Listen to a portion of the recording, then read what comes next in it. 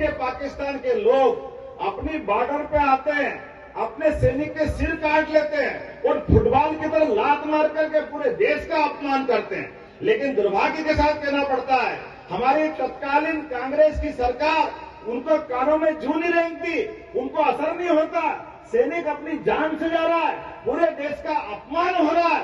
ऐसे अपमानजनक क्षण में भी हमारा सीना और हमारा खून एक तरह से गर्म होकर निकलने वाली स्थिति में आता है, लेकिन इनको किसी को फर्क नहीं पड़ता है। आज पाकिस्तान करके देख ले, उसको घर में घुस के मारने वाला अगर कोई व्यक्ति है तो हमारे साथ एक बार नहीं दो बार हम सब कर लिए, चाहे सर्जिकल स्ट्राइक हो, एयर स्ट्राइक हो। जिस प्रकार का माहौल बना है कि हमारे सैनिक की तो बात छोड़ दो, हमारे देश की तरफ आंख उठा के देख ले।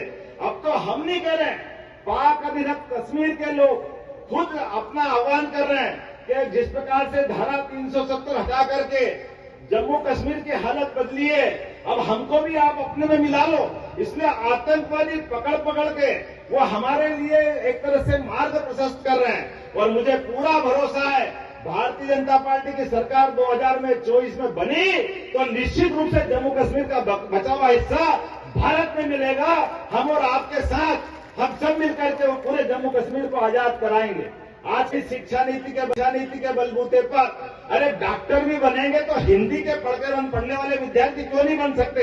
एमबीबीएस की पढ़ाई हिंदी में क्यों नहीं हो सकती?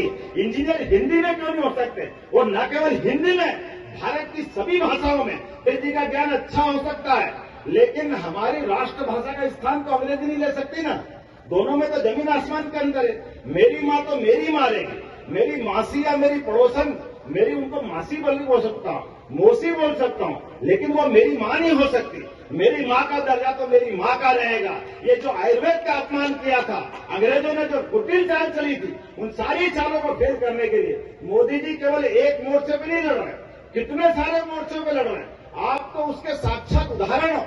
उत्तर प्रदेश का उदाहरण है इस बात के लिए कि उत्तर प्रदेश के मामले में क्या माना जाता था, कैसा गुंडागर्दी का राज था, कैसा वातावरण था, काय की शिक्षा, पता ही नहीं चलता था कब शिक्षा हो गई, कौन बैठ गया, कौन पास हो गया, कौन फेल हो गया।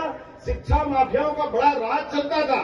लेकिन आज करके देख ले, किसी की हिम्मत हो तो बताएगा तो कोई। योगी जी के राज में हमारे शासन के सुशासन के सूत्र जोरदार ताली बजाओ, यही तो लोकतंत्र है। और इसी आधार पर अब हम नहीं कह रहे हैं, अमेरिका की सरकार के बड़े मंत्री ने कहा है कि जिंदा लोकतंत्र दुनिया में कहीं देखना है तो भारत जाके देखो, दिल्ली में जाकर के देखो, ये जिंदा लोकतंत्र का मान सम्मान किसी ने दिलाया तो नरेंद्र मोदी जी की सरकार ने दिलाया। उनको लग रहा है कि ये हमारा वर्तमान के समय का मोदी जी का और योगी जी का युग चल रहा है। ये डबल इंजन की सरकार ऐसे ही नहीं कहते, हमको सबको मालूम है। बॉर्डर के उस पार मोदी और उत्तर प्रदेश के अंदर योगी, दोनों अपना कमाल दिखा रहे हैं। गांधी जी को इस बात समझना चाहिए कि राजनीति करना हो तो देश के अंदर जो भाषा बोलते हैं, विदेश में जाकर तोल मोल के बोला करें। देश की जनता तो क्योंकि विपक्ष के नेता है तो सुन लेती है, लेकिन समूचे देश का अपमान करने का अधिकार उनको किसी ने नहीं दिया, उससे उनको बचना चाहिए। मध्य प्रदेश में देखिए, अब तो समूचा देश और समूचे देश की राजनीति भगवान राम की तरफ आई है। ये वही कांग्रेस है जिनने हलफनामा दिया, सुप्रीम कोर्ट में विरोध किया, जगह जगह राम जी के प्रमाण मांगते थे। अब आज स्वाभाविक रूप से जब पूरा देश चाह रहा है तो हनुमान चालीसा भी करेंगे, राम जी को भी याद करेंगे।